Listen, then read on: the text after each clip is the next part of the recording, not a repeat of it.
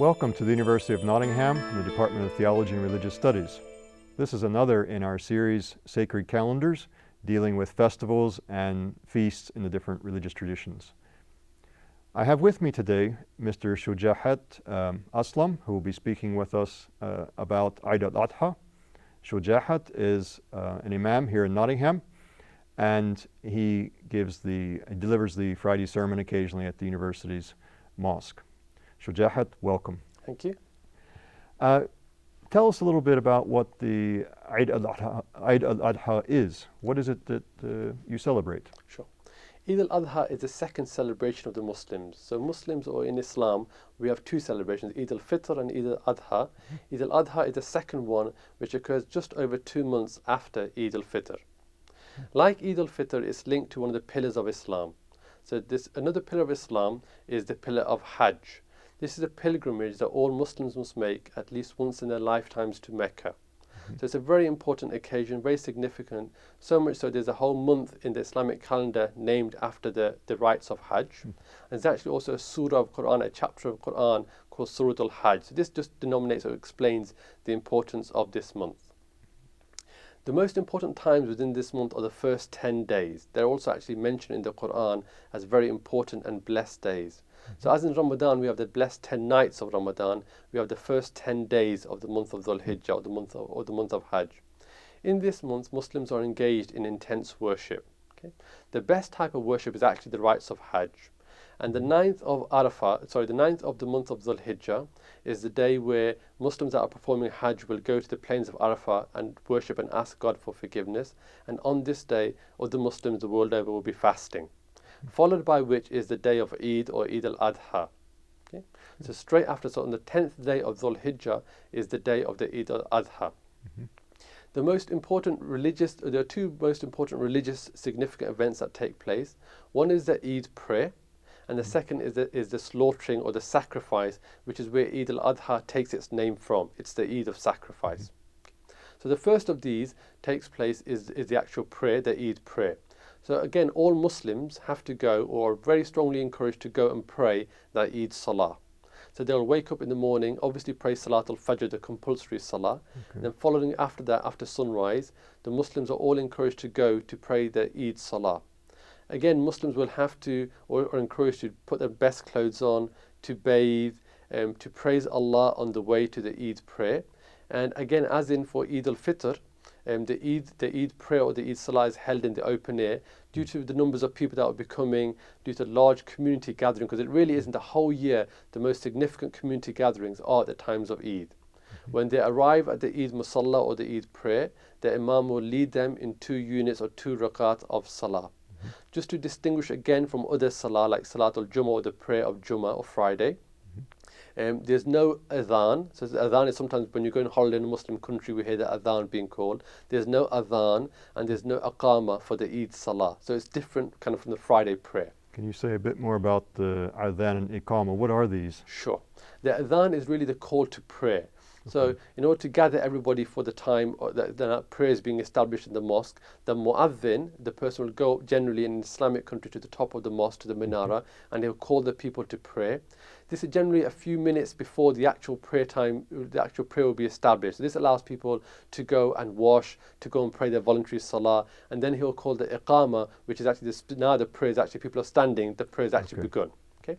But for the Eid, there's none of these two. So it's kind of different from the traditional Salah. So the Muslims will be gathered on the day of Eid-ul-Adha. They will pray the 2 rakats behind the Imam, and then they will hear the sermon as well, in which the Imam will exhort them to do good and thank God for his blessings and favours upon them. Then the greetings of Eid begin, which traditionally are Eid Mubarak. This is traditionally the day, what people say on the day of Eid. Now, that's the first religious significant thing that happens on the day of Eid al-Adha. The other most significant thing is that Muslims are encouraged to engage in the act of sacrifice or slaughter. Okay? And this is again where the Eid takes its name from. So the origins of this come back to the time of Prophet Abraham, or Prophet Ibrahim alayhi salam, where he was told or requested to kill his son as a sacrifice, Ismail. He went to do that. His son agreed, but then God replaced his son by a ram, because really it was a test for Prophet Abraham to ensure that he would be to see that he would worship Allah in the way that he commanded. So Muslims are told now to emulate that and to do a sacrifice. And as part of that sacrifice, some of the food is given to the poor, some they give to relatives, and some they eat themselves. So really, the Eid is about participating, making sure the poor can enjoy the day of Eid just as the rest of society can. So that sacrifice takes place, and then the rest of the day of Eid is spent celebrating, lots of food, lots of festivities, lots of visiting one another, and lots of communal gathering.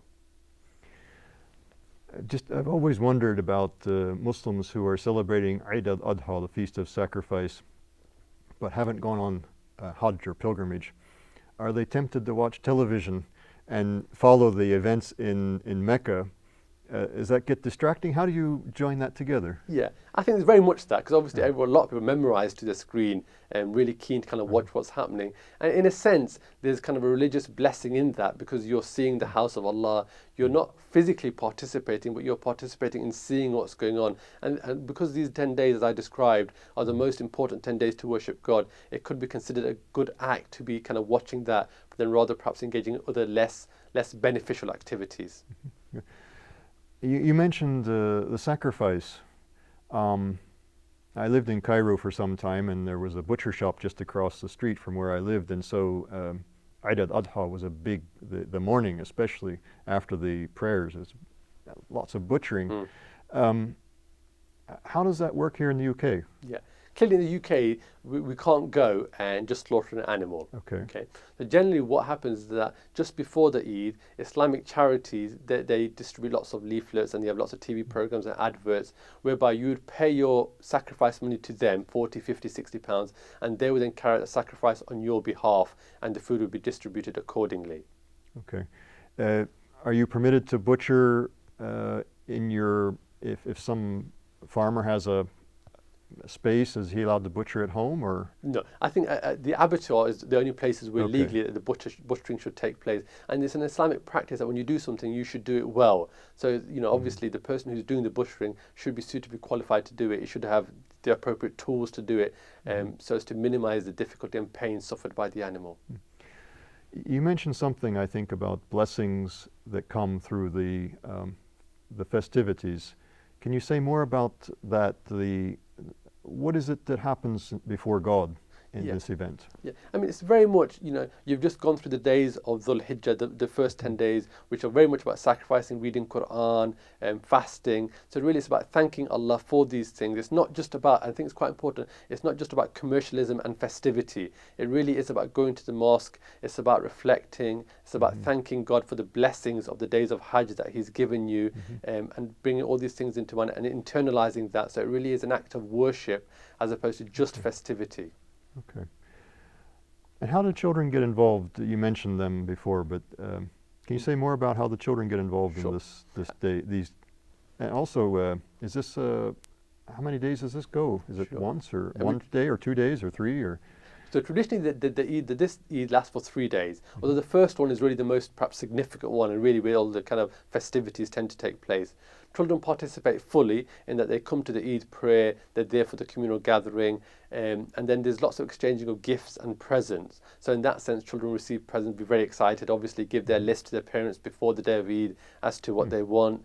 And I think in Islamic countries as well, kind of when the slaughtering of the animal takes place, children might go there to see that, to experience that as well, or the older children as it were, because it's part of the sense of festivities that's taking place, and obviously there are many poor people there that would go there, children as well, to obtain their share of the meat, which will make Eid a very special occasion for them. Okay, good. I'm aware that in Eid al-Fitr, the feast of breaking the fast, children receive gifts, so that there are two major times of year when Muslim children anticipate gifts. Is that what I understand? Very much so. So it's twice the expense, twice the challenge for the parents. Okay. And they're quite close to one another, kind of 2 months apart. So in that sense, yes, children do receive 2 sets of gifts. Okay. And can you say something about what kinds of gifts they expect, or what kind of they are given? I think they're getting more and more expensive and more commercialized. So generally it could be anything, obviously boys may want a bike or PS3, girls may want dolls or girl sets or jewelry, etc. So there's a wide variety of gifts that are given on the day of Eid, just as there would be in any other festivity or any other occasion, kind of the sort of things that kids want nowadays, that they'll put their request in for, as it were. Good. Can you say a bit more about the food that is eaten? Of course, there's some kind of animal. Can you say something about the kinds of animals that are butchered? Sure.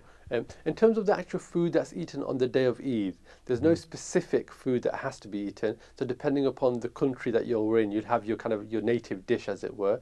In terms of the animal that's butchered, generally it can be a sheep, or if there's no sheep available, for example, I know in Tanzania and places like that, they tend to do goats, or they can have larger animals, cows or camels even as well. Shujahat, it's been a delight to have you with us. Thank you so much.